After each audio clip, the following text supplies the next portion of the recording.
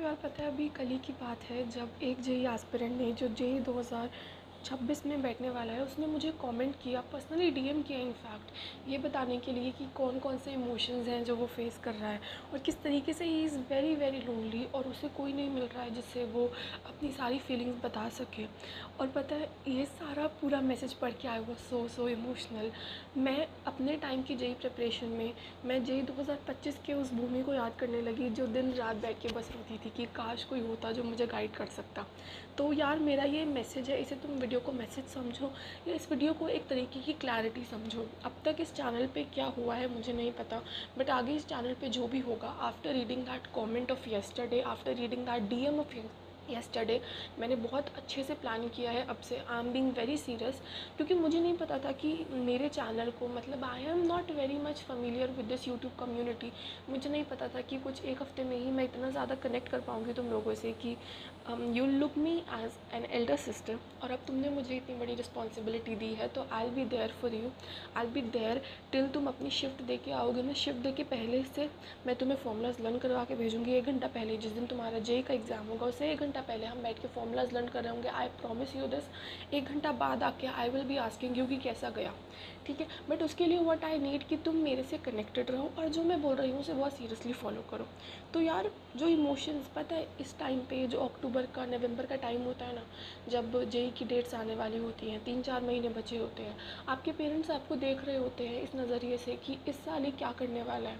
आपके पूरे जो रिलेटिव्स हैं, सब लोग, आपके दोस्त, आपके स्कूल के दोस्त, सारे रिलेटिव्स, सारे कज़न, सब इस नज़रिए से सिर्फ आपको जेई से देखते हैं कि अरे इसका अच्छा हुआ तो ठीक है, नहीं हुआ तो हम तो बैठे ही हैं इसको और बुरा फील करवाने के लिए।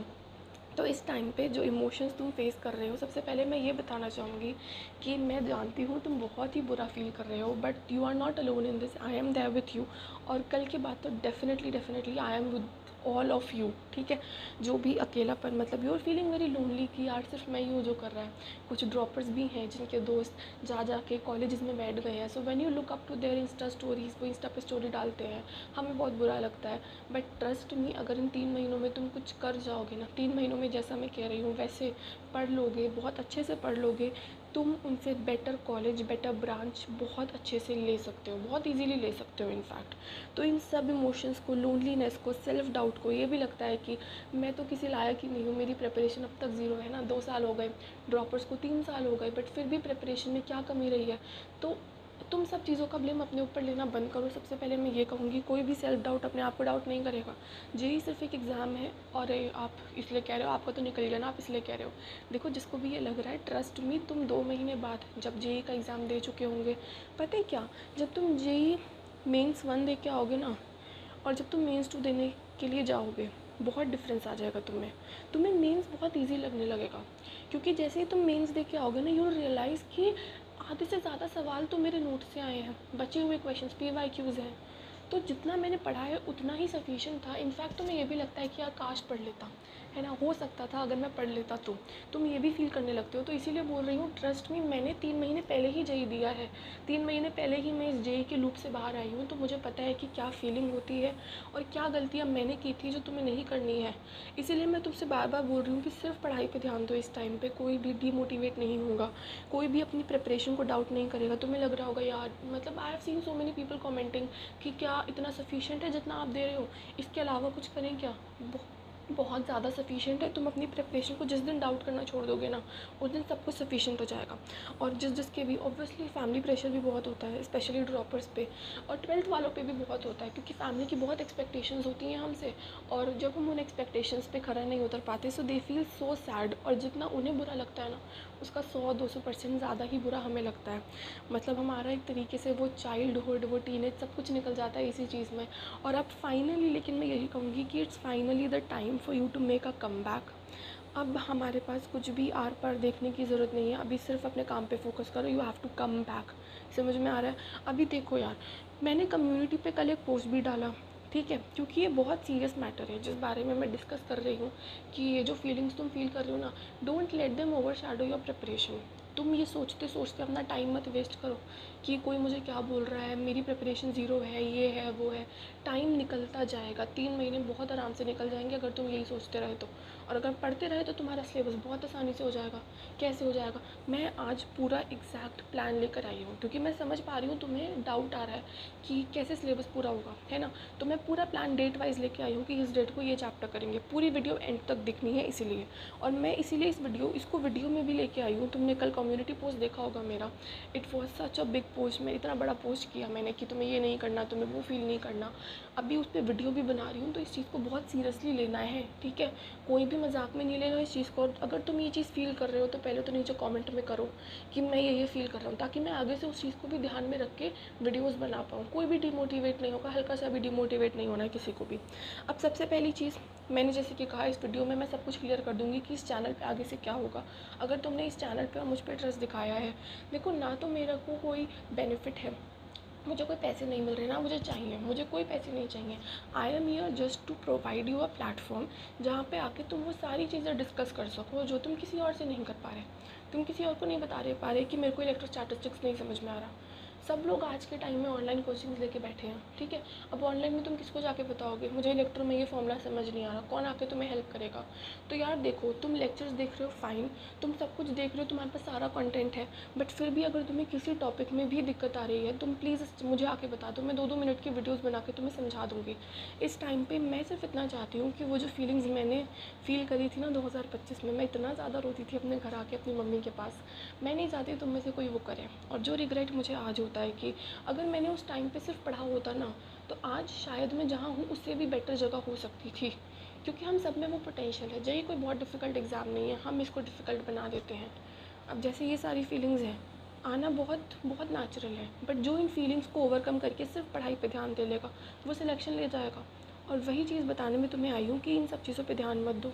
कोई तुम्हें क्या कह रहा है, तुम्हें अपनी प्रिपरेशन ज़ीरो लग रही है, तुम्हें डाउट हो रहा है, इन सब चीज़ों को छोड़ो, सिर्फ पढ़ो। अभी क्या पढ़ना है, इस टाइम पर करना क्या है, तो अब करें क्या 3 महीने, सिर्फ 8 घंटा पढ़ो। दिन में 24 घंटे होते हैं, ठीक है, सबको पता है दिन में 24 घंटे हैं। तुम बस 8 घंटा जेईई की बात करो।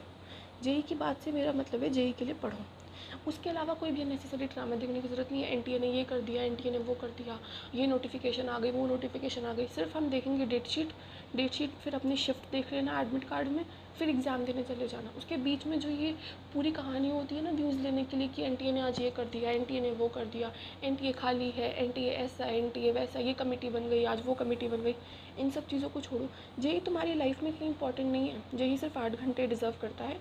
8 घंटा डेली सिर्फ जेईई के लिए पढ़ो, कुछ और मत करो, अननेसेसरी ड्रामा मत करो, ना देखो कोई भी ड्रामा। इन सब चीज़ों से सिर्फ तुम डीमोटिवेट होते हो, तुम्हें पता नहीं चलता है, ठीक है। अभी ये जो भी डीमोटिवेशंस के सोर्सेज हैं, इट कुड बी फ्रेंड्स, तुम्हारे कोई दोस्त हैं जो तुम्हें लगता है कि यार पता है जब मैं प्रिपेयर करती थी ना, तो मुझे लगता था कि मेरे जो दोस्त हैं उनकी प्रिपरेशन तो 100% है और मेरी प्रिपरेशन है 0%। ये सबको लगता है, तुम्हें भी लगता होगा। मुझे लगता था यार इतने मोटे मोटे नोट्स हैं, वो तो उस कोचिंग जा रही है, वो उस कोचिंग जा रहा है, मैं कहीं भी नहीं जा रही, ना मैंने ऑनलाइन ले रखा, ना मैंने ऑफलाइन कर रखी प्रिपरेशन, मेरी प्रिपरेशन ज़ीरो है।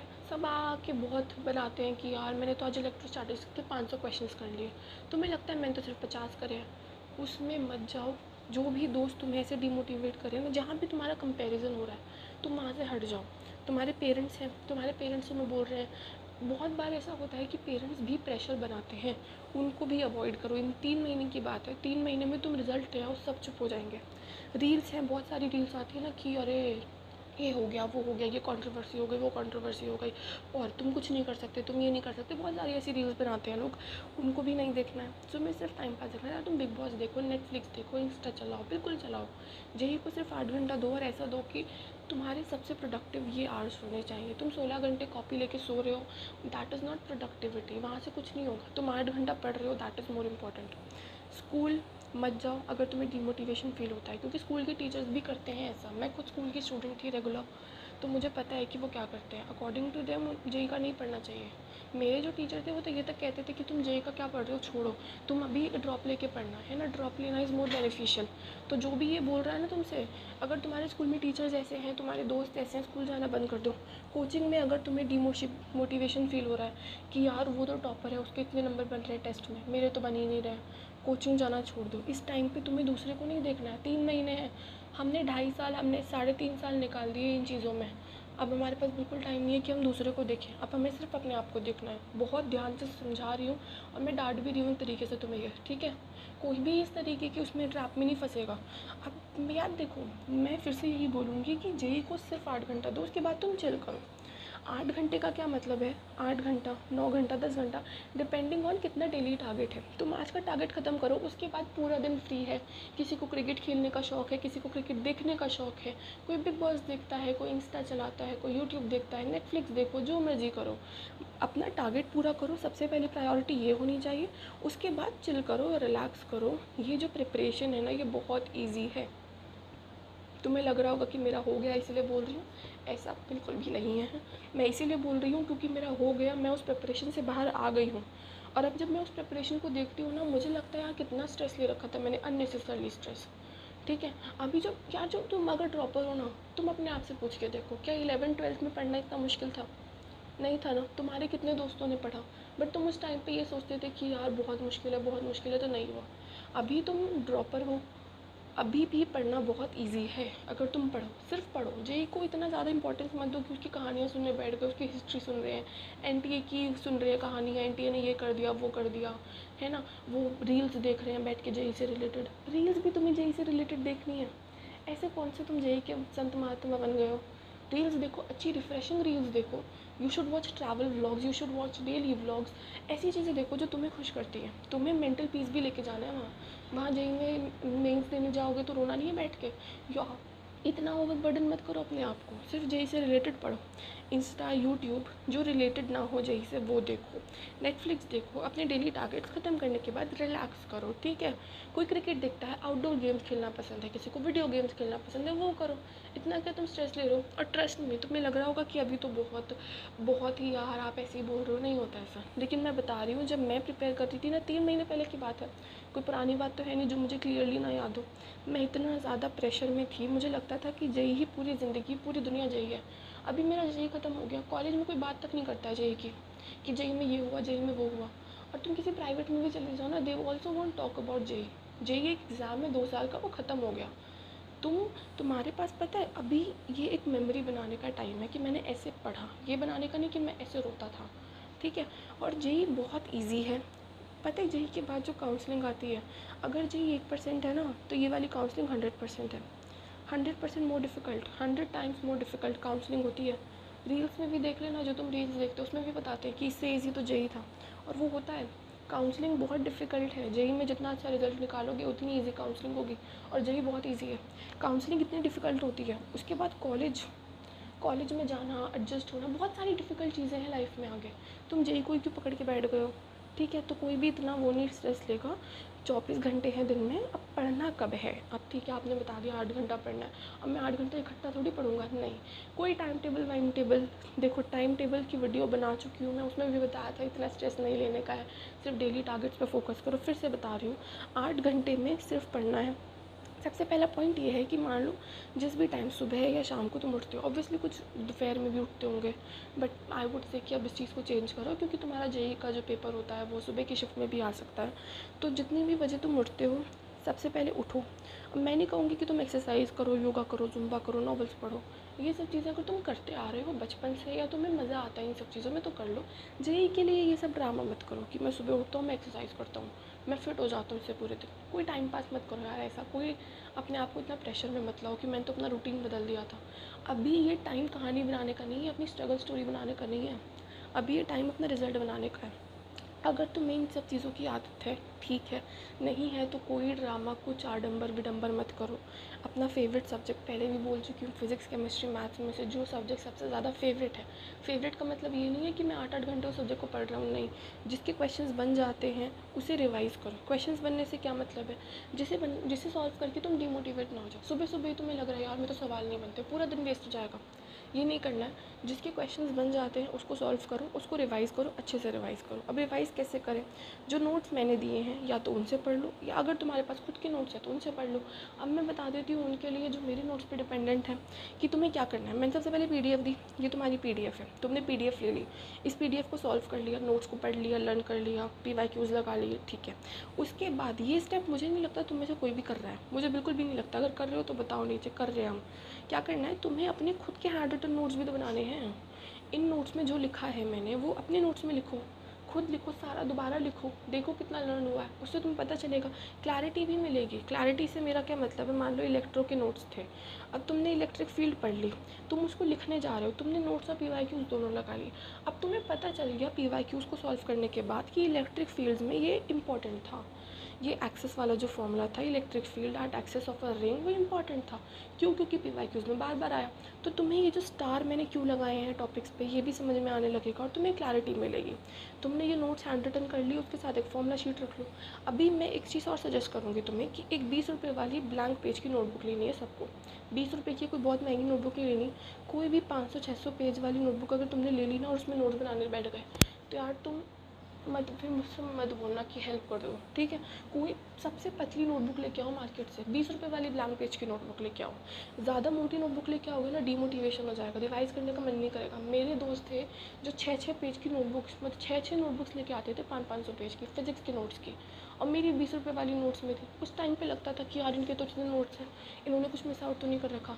फिर आई रियलाइज, अब मैं रियलाइज़ करती हूँ कि वो एक एक पेज पे ना सिर्फ एक टॉपिक लिखते थे और मैं 3 पेज में पूरा चैप्टर ख़त्म कर देती थी, और इस वजह से मैं ज़्यादा रिवाइज़ भी कर पा रही थी। क्यों? क्योंकि जब भी मेरा मन करता था ना इलेक्ट्रो रिवाइज़ कर लो, तो मुझे लगता था 3 पेज कर लेते हैं, तो मैं ज़्यादा रिवाइज़ कर पा रही थी। जब उन्हें लगता था इलेक्ट्रो रिवाइज़ कर लो, उन्हें दिखते थे 50 पेज, उन्हें दिखते थे 60 पेज, तो वो रिवाइज़ नहीं कर पाते। उन्हें लगता था यार 50 पेज रिवाइज़ थोड़ी करते हैं, अब हमें तो आता है, छोड़ो छोड़ो। तो इसीलिए बोल रही हूँ कि इस 20 रुपये वाली नोटबुक को लेके आओ ब्लैंक पेज की। तुम देख रहे हो मैं कितने पतले पतले नोट्स तुम्हें दे रही हूँ, एक एक चैप्टर 3, 4, 5, मैक्सिमम 6 पेज में ख़त्म हो जा रहा है। उतने ही पेज में तुम भी अपनी ब्लैंक नोटबुक में ख़त्म कर लो। मेरी भी 20 रुपये वाली नोटबुक है जिसकी फ़ोटोज़ में बेचती हूँ, ठीक है। तो उसमें छोटा छोटा लिखना है और पिचा के बहुत पतला पतला लिखो, लेकिन क्लियरली समझ में आ जाए ऐसा लिखना। लिखो और 4-5 पेज मैक्सिमम लगाओ, अपने नोट्स को लिख दो। उससे क्या होगा, एक तो प्रेशर कम होगा रिवाइज़ करने का, तुम्हें एक पतली सी नोटबुक दिखेगी, मेन से एक दिन पहले भी तुम रिवाइज़ कर बैठ सकते हो बैठ के। दूसरा, नोट्स कम है तो ज़्यादा रिवाइज़ कर पाओगे, ठीक है। अभी देखो, अब तुम सुबह उठे, अब मैंने क्या बताया, फिज़िक्स, केमिस्ट्री, मैथ्स, जिस भी सब्जेक्ट, मान लो तुम्हें फ़िज़िक्स के ज़्यादा समझ में आता है, फ़िज़िक्स के ज़्यादा सवाल तुम्हारे बनते हैं, तुमने फ़िज़िक्स उठाया, इस नोटबुक को लिया, मान लो यू डिसाइडेड कि आज मैं चैप्टर 3 को रिवाइज़ करूँगा। अभी ये बहुत अच्छी ट्रिक है जो मैं फ़ॉलो करती थी, मैं तुम्हें भी बता रही हूँ, ताकि तुम थोड़ा कम स्ट्रेस लो और ज़्यादा ध्यान अपना पढ़ाई पे लगाओ, ठीक है। चैप्टर 3 तुमने सोचा रिवाइज़ करूँगा, अब वो पेज नंबर 50 पर है, 50वें पेज पे चैप्टर 3 है, जो नहीं होना चाहिए, कुछ 10 पेज पे हो जाना चाहिए, 10-11 पेज मैक्सिमम, ठीक है। 50वें पेज में मान लो कोई चैप्टर है, अब तुमने सोचा चैप्टर 3 रिवाइज़ करूँगा, तो उससे पहले चैप्टर 1 और चैप्टर 2 भी है, तुम चैप्टर 3 रिवाइज़ करना चाह रहे हो, तो ऑब्वियसली ये दोनों तुम्हें आते होंगे, मैं मान के चल रही हूँ, तभी तुम चैप्टर 3 पे जा रहे हो। अभी ये जो आते हैं ना, तुमने PYQs लगाए, तुमने देख लिया चैप्टर 1 में ये इंपॉर्टेंट है, चैप्टर 2 में ये इंपॉर्टेंट है, तुमने नोट्स लिखे तो भी समझ में आ गया ये इंपॉर्टेंट है। जो जो इंपॉर्टेंट है वो तुम्हें याद होना चाहिए, ठीक है। तुम्हें याद हो जाना चाहिए मेन से पहले, इस चैप्टर में ये इंपॉर्टेंट है, इसके सवाल आ सकते हैं, ताकि तुम वहाँ जाके से सरप्राइज़ ना हो जाए कि ये क्या आ गया। ये जो पढ़ने वाले बच्चे होते हैं ना, ये याद होता है, टॉपर्स को ये याद होता है, तो मैं बता रही हूँ, ठीक है। अब तुम्हें आते हैं तो 10 मिनट में दोनों को आंखें बंद करके रिवाइज़ करो। जो PYQs में इंपॉर्टेंट और रिपीटेड था उसे अपने आप से पूछो कि आता है या नहीं आता। नहीं आता तो डायरेक्टली नहीं खोल के देख लेना ये है, नहीं, थोड़ा सा सोचो और फिर आंसर देखो और फिर उसको लर्न करो कि क्यों नहीं आता तुम्हें। चैप्टर 3 पे जा रहे हो, चैप्टर 1, 2 आता नहीं तुम्हें, ठीक है। ये भी चीज़ सबको करनी है। अभी देखो, टाइम टेबल मैं यही कहूँगी कि टाइम टेबल मत करो, 4 से 8 ये करेंगे, 10 से 12 ये करेंगे, वो मत करो। टाइम टेबल को नो बोलो और टारगेट्स पूरे करो और फिर रिलैक्स करो दिन में। इससे तुम मेंटली भी एग्जॉस्टेड नहीं होंगे और तुम्हारी प्रिपरेशन भी ज़्यादा हैम्पर नहीं होगी। समझ में आ गया? अब टारगेट सुन लो। अभी हमारे आज 3 अक्टूबर है, 31 अक्टूबर तक एक महीना, 1 नवंबर से 30 नवंबर तक दूसरा महीना है हमारे पास, 1 दिसंबर से 31 दिसंबर तक तीसरा महीना है। उसके बाद हम ऑब्वियसली सिलेबस थोड़ी पूरा करेंगे जनवरी में बैठ के, तो ये 3 महीने हैं सिलेबस पूरा करने के लिए। सिलेबस से मेरा मतलब है नोट्स और PYQs ख़त्म करने के लिए। अभी फिजिक्स का सुन लो, इलेक्ट्रो मैं तुम्हें करवा चुकी, सेमीकंडक्टर तुम्हें करवा चुकी, मॉडर्न आज करवा दूँगी, नोट्स में ऑब्वियसली तुम्हें दे चुकी हूँ वीडियो आने से पहले ही, और PYQs भी आज दे दूँगी once you are done with notes, ठीक है। नोट्स को लिख भी लो, फिर मुझे बता देना, PYQs भी दे दूँगी। 4 तारीख को हम काइनेमैटिक्स करेंगे, ग्रेविटेशन 5 को, फिर वीकेंड आ गया, मतलब पूरा हफ्ता ख़त्म हो गया। एनएलएम हम 6 अक्टूबर को लिख लेना इसको। एनएलएम 6 अक्टूबर को, वर्क पावर एनर्जी 7 को, रोटेशन 8 को। अभी ये जो 3 सेट है ना, ये बहुत इंपॉर्टेंट है क्योंकि ये इंटरलिंक्ड है, तो इसलिए मैंने इनको रिपीट भी किया है ताकि तुम बहुत ही अच्छे से इस पर कैच कर सको। रोटेशन करने के तुरंत बाद हम रोटेशन दोबारा से करेंगे। वर्क पावर एनर्जी 10 को, एनएलएम फिर से 11 को करेंगे। फिर संडे से, अब यहाँ से दूसरे वीक से हम रिवीजन स्टार्ट करेंगे संडे को। रिवीजन से मतलब 1-2 चैप्टर का नहीं, अब तक के सारे चैप्टर्स का। तो ये जो तुम कर रहे हो ना, टाइम पास मत करना, लर्न करते जाना साथ में नोट्स। इलेक्ट्रो के नोट्स अब तक लर्न हो जाने चाहिए तुम्हें, फॉर्मूलाज भी, नोट्स भी। मैं कुछ भी पूछूँ तो तुम्हें पता होना चाहिए, ठीक है। अभी संडे को रिवाइज़ कर लिया। फिर 13 को कैपेसिटर है, करंट इलेक्ट्रिसिटी 14 को, ईएमआई 15 को, एसी 16 को, इलेक्ट्रोमैग्नेटिक वेव 17 को, सॉलिड 18 को, 19 को संडे है तो रिवाइज़ करेंगे, फ्लूइड्स 20 को। इसके बाद जो चैप्टर्स अगर बच रहे हैं, मुझे वैसे लग रहा है 2-4 बच रहे हैं, उनका मैं तुम्हें अभी नहीं बताऊंगी, तुम फिर सोचने लगोगी प्रोक्रेस्टिनेशन तुम स्टार्ट कर दो। तो जो बच रहे हैं वो 20 अक्टूबर तक, पहले 20 अक्टूबर आने दो, उसके बाद बताऊंगी, ठीक है। 20 तक ये सब खत्म कर लेंगे हम। इसके बाद जो कॉन्फिडेंस बिल्ड होगा ना तुम्हारा, तुम्हें लगेगा मैंने 11 इतना सारा कर लिया, 12 इतना सारा कर लिया, तुम एक कॉन्फिडेंट हो जाओगे। और यार तुम खुद देखो, 20 अक्टूबर से पहले पहले तक तो हम 75% सिलेबस ख़त्म कर चुके हैं। तो तुम किस बात का इतना स्ट्रेस ले रहे हो कि प्रिपरेशन नहीं हो रही, प्रिपरेशन नहीं हो रही। किसी को स्ट्रेस लेने की ज़रूरत नहीं है। अब बात है केमिस्ट्री पे। केमिस्ट्री मैंने प्लान चेंज करा है, ऑर्गेनिक, इनऑर्गेनिक और फिजिकल में से सबसे पहले इनऑर्गेनिक ख़त्म करवा दूँगी, क्योंकि इनऑर्गेनिक ख़त्म हो गई ना तो तुम्हारे बहुत नंबर बनेंगे, तो और वो बहुत प्रिडिक्टेबल है। तो आज मैं नोट्स दे दूँगी तुम्हें, नोट्स आई थिंक शाम तक अपलोड कर दूँगी, पक्का आज ही कर दूँगी। शाम हो जाए तो प्लीज़ थोड़ा एडजस्ट कर लेना, ठीक है। 3 दिन होंगे तुम्हारे पास फिर, ठीक है, मंडे तक, मतलब आज फ्राइडे है, फ्राइडे सैटरडे संडे, 3 दिनों में पीडीएफ से पढ़ो और रोज़ रिवाइज़ करो। रोज़ उठते ही 1 घंटा तुम्हें रिवाइज़ करना है, उठते ही या दिन में जब भी करना चाहो करो, बस 1 घंटा रिवाइज़ कंपल्सरीली करना है वो नोट्स को।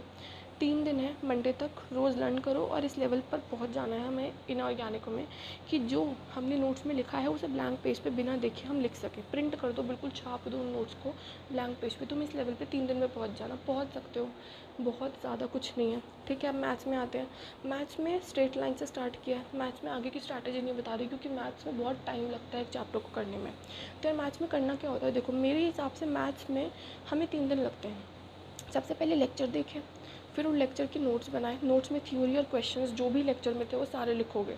लेक्चर देख लो पहले स्ट्रेट लाइन के, 3 दिन दे रही हो तुम्हें, मंडे को रिपोर्ट करना है, स्ट्रेट लाइन्स हो गया, ये 1 दिन में कर लिया। आज मान लो तुमने लेक्चर भी देख लिया और नोट्स और थ्योरी और क्वेश्चंस भी कर लिए। फिर नोट्स को लर्न करना है और 30% पीवाईक्यू दूसरे दिन करोगे, दैट इज़ कल। फिर तीसरे दिन संडे को 70% पीवाईक्यूज़ कर लोगे। अभी मुझे लगता है, अभी नहीं मुझे लगता कि तुम्हें पीसीएम में पढ़ाई से रिलेटेड कोई भी डाउट है, मेंटली इमोशनली कुछ भी परेशान हो तुम इस वीडियो को देखने के बाद। अगर हो तो नीचे कमेंट कर दो अपने डाउट्स को, या कोई भी तुम्हें फ़ील हो रहा है, कुछ भी तुम बुरा गंदा फील कर रहे हो, अच्छा फील कर रहे हो, सब कमेंट कर दो। बहुत ट्रांसपेरेंट रहना है, तभी प्रिपरेशन अच्छे से होगी, ठीक है। बाय।